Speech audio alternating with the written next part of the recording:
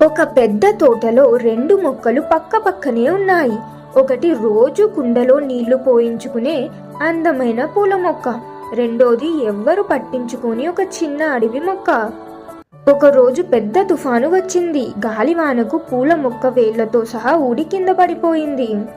కానీ ఆ అడవి మొక్క మాత్రం గాలికి అటూ ఇటూ ఊగుతూనే నిలబడింది.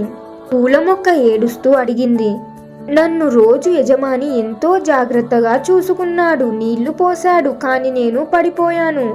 నిన్నెవ్వరు పట్టించుకోకపోయినా నువ్వు ఎలా నిలబడ్డావు అని అడిగింది.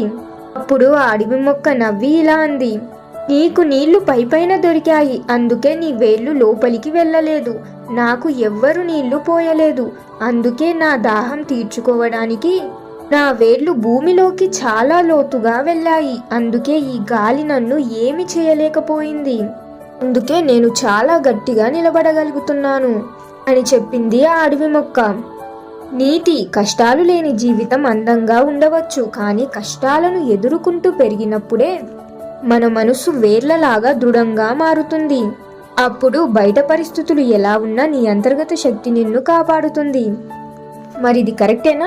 మీరేమంటారు ఫ్రెండ్స్? మీ అభిప్రాయాన్ని కామెంట్స్లో తెలియజేయండి. నేను చెప్పిన మాటలు మీకు నచ్చితే లైక్ చేయండి.